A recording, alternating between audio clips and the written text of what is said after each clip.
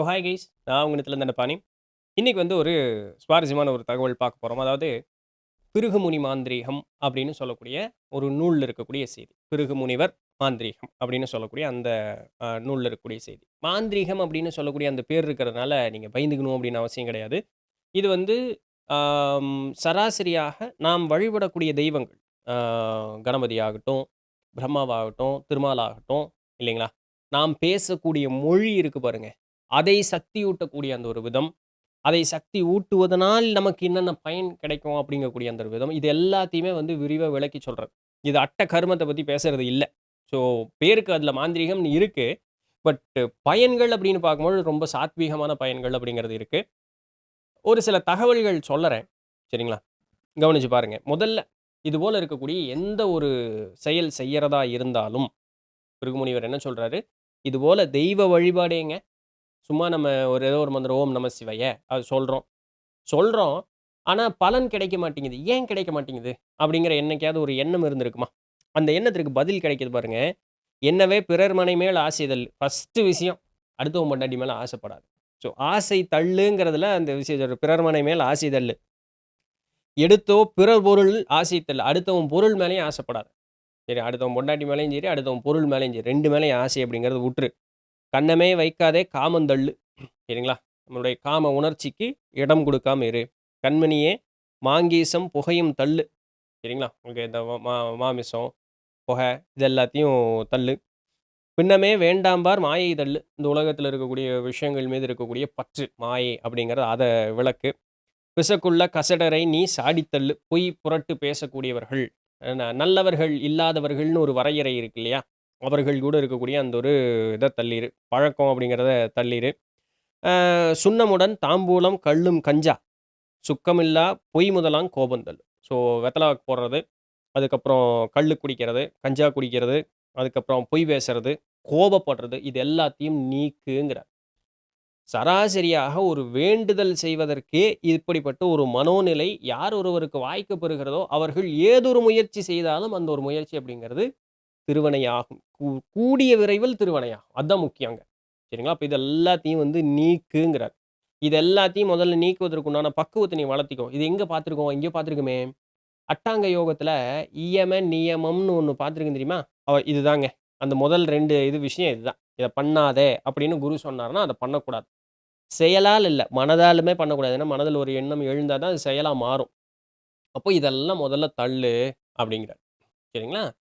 இது பண்ணுனதுக்கு அப்புறம், ஏதோ ஒரு தெய்வத்தையும் வழிபடுவதற்கு முன்னதாக முதல்ல கணபதிய வழிபடணும்.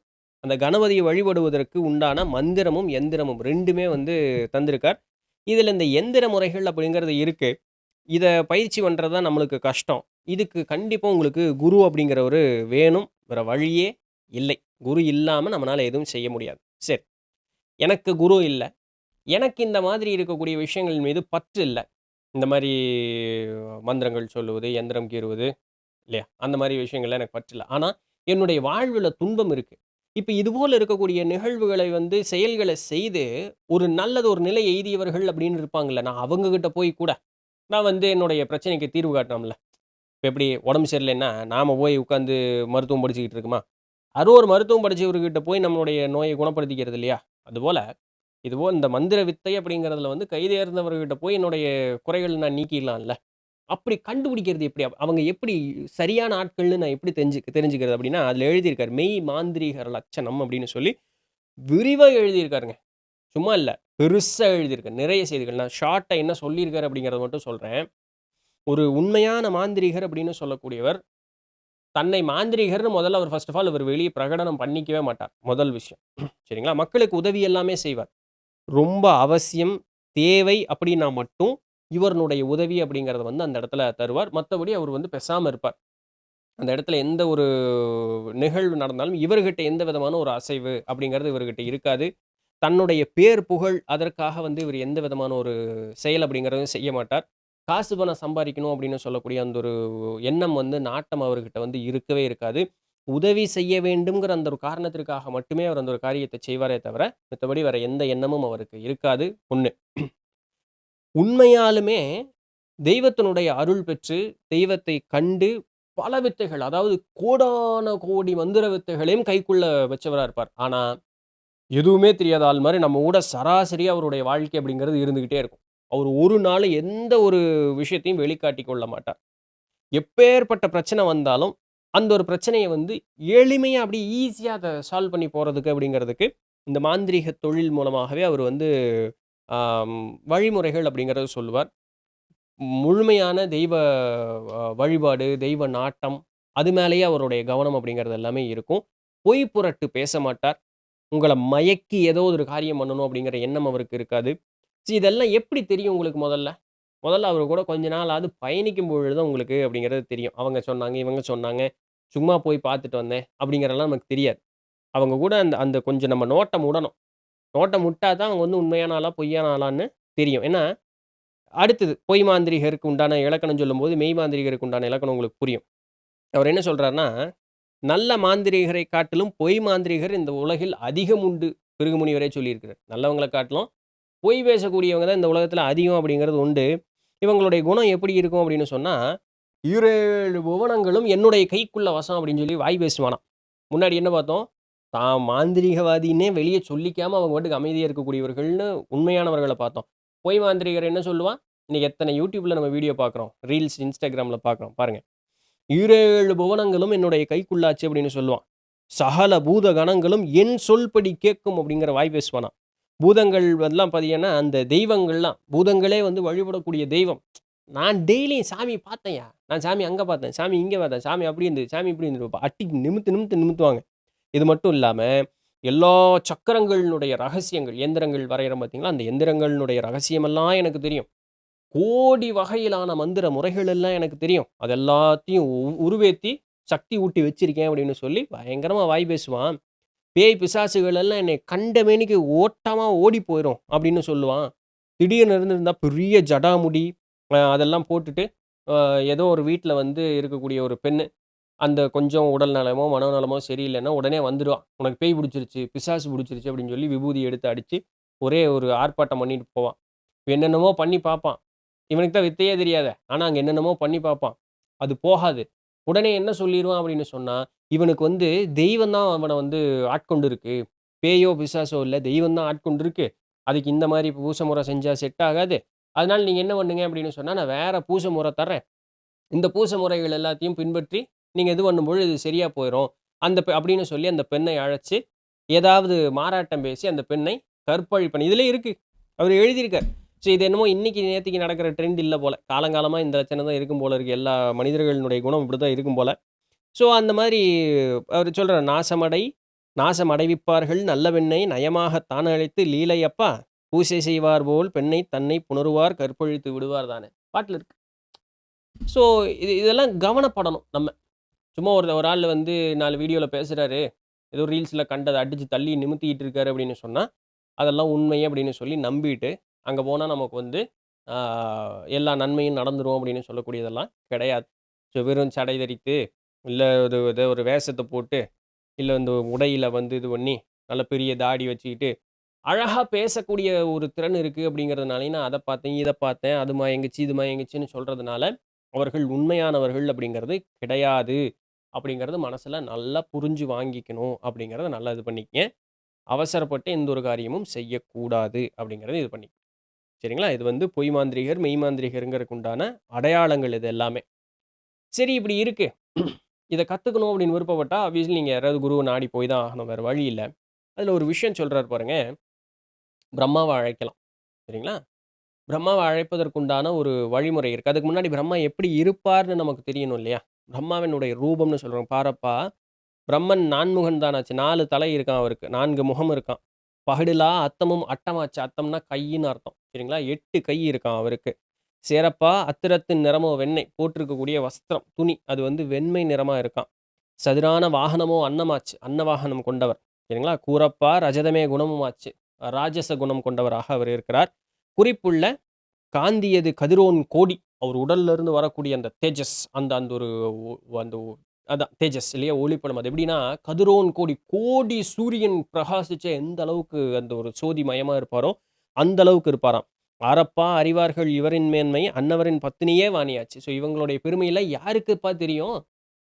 ஆ நாமகள் அப்படின்னு சொல்லக்கூடிய சரஸ்வதியே அன்னவரின் பத்தினியே வாணியாச்சு. ஸோ அவங்க தான் அவருடைய அ துணையார் அப்படின்னு சொல்லக்கூடிய துணைவியார் அப்படின்னு சொல்லக்கூடிய அண்ட் பின்னாடி பிரம்மாக்கு உண்டான மந்திரம் சொல்லியிருக்கார். அந்த மந்திரம் எப்படி இது சொல்லணும் அப்படிங்கிறது எல்லாமே சொல்லியிருக்கார். விச் பிராக்டிகலி மீன்ஸ் நம்மனால பண்ண முடியாது. ஒரு குருமுகமா இல்லாம நம்மனால பண்ண முடியாது. கேட்டுக்கலாம். தெரிஞ்சுக்கிறதுக்கு இது ஆர்வமா இருக்கும். அவ்வளோதான். அடுத்தது விஷ்ணு. திருமாலினுடைய உருவம் எப்படி இருக்கு அப்படின்னு சொல்றாரு. கூறுவேன் மாலவனின் மந்திர பீஜம்.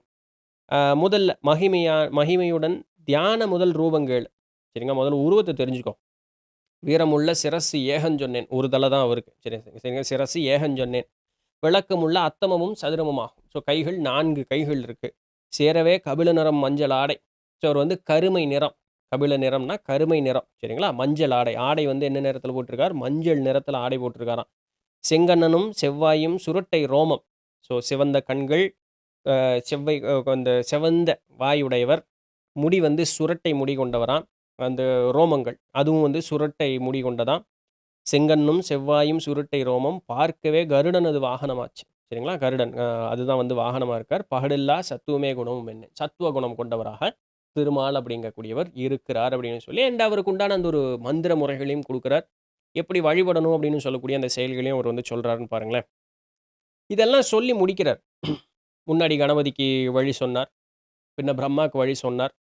பின்ன திருமாலுக்கு வழி சொன்னார். இப்ப இந்த 3 வழிகளுமே நல்லபடியா பார்த்தீங்க அப்படின்னு சொன்னா, மூலாதாரம், சுவாதிஷ்டானம் அது வரைக்கும் தான் மணிப்பூரகம் போகாது. பட் அட்லீஸ்ட் நீங்க மூலாதாரம் அப்படிங்கிறது வந்து கணபதியா எடுத்துக்கொள்றது இல்ல. ஏன்னா, சுவாதிஷ்டானம் தான் வந்து உங்களுக்கு பிரம்மாவா எடுக்கிறது. ஸோ முதல் இடம்னு எடுத்துக்கினா, மூலாதாரத்த கணபதியா எடுத்துக்கலாம். ஓங்கார வடிவம் அப்படிங்கிறதுனால. அந்த வகையில பார்த்தீங்கன்னா, மூலாதாரம், சுவாதிஷ்டானம், மணிப்பூரகம் வரைக்கும் 3 விஷயத்தையும் அவர் சொல்லிட்டார். சரிங்களா? இந்த 3 தெய்வங்கள வழிபடும் பொழுது, கீழ் இருக்கக்கூடிய 3 சக்கரங்கள் தானா விழிப்படையும். அது வேலை செய்ய ஆரம்பிக்கும். அண்ட் பின்னாடியும் சொல்றார். இந்த தெய்வங்கள் வந்து நமக்கு அருள் அ தரும்பொழுது என்னென்னலாம் நமக்கு வாய்க்கப் பெறும் அப்படிங்கிற விஷயங்கள் எல்லாத்தையுமே சொல்றார். Which is very fascinating. ஆம் நூல் பார்த்து எந்த ஒரு மாந்திரீக வித்தையும் செய்வது தவறு அப்படிங்கிறதை நான் இதோட 3, 4 தடவ சொல்லிட்டேன். இப்பவும் அதையே தான் திரும்பவும் சொல்றேன். குருமுகமா இருந்து படிப்பதே சரி. ஏன் இத சொல்றேன்னா, பின்ன ஒரு விஷயத்த சொல்றார். ஒரு மந்திரம் அப்படிங்கிறத உருவேத்துவதற்குண்டான முறை அப்படிங்கிறது இருக்கு. சரிங்களா? ஆ என்ற அட்சரம் சேர்க்கணும். என்ற அட்சரம் சேர்க்கணும். சரிங்களா? அந்த கூட்டுனா சித்துக்கள் வாய்க்கும். கூட்டுனா முக்தி வாய்க்கும். இதுக்கெல்லாம் வழிமுறைகள் சொல்றார். இப்போ ஆலிருந்து வரைக்கும், காலிருந்து அப்புறம் வரைக்கும் இருக்கக்கூடிய அந்த எழுத்துக்கள் ஒண்ணொண்ணையும் ஒரு எடுத்துக்காட்டுக்கு அப்படின்னு எடுத்துக்கிட்டோம்னு வச்சுக்கங்களேன். ஓம் அ நமக. அந்த சொல்லக்கூடாது. ஓம் அம் நமக. அத எவ்வளோ தடவ சொல்லணும்? லட்சம் தடவ சொல்லணும்னு நெனைக்கிறேன். நான் அத இன்னொரு வீடியோல சொல்றேன் பொறுமையா. இருந்தாலும் சும்மா ஒரு ஜிஸ்ட்டுக்காக சொல்றேன். இதுபோல எல்லா அட்சரங்களுக்கும் சொல்லணும்.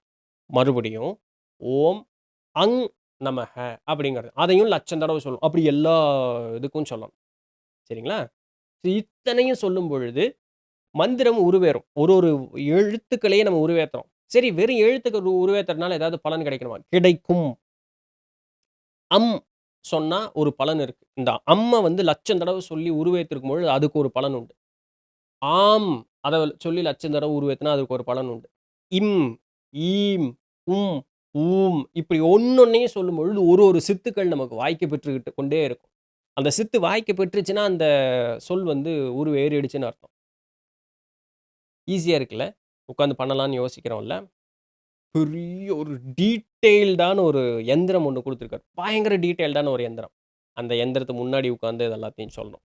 Which once again becomes unpractical. But உங்களுக்கு வாய்க்க பெறுதுன்னா நீங்க புண்ணியவான். அப்படி ஒரு குரு உங்களுக்கு கிடைக்கிறார் அப்படின்னு சொன்னா திருவருள். அவ்வளோதான். மத்தபடி வேற ஒண்ணும் சொல்றதுக்கு இல்ல.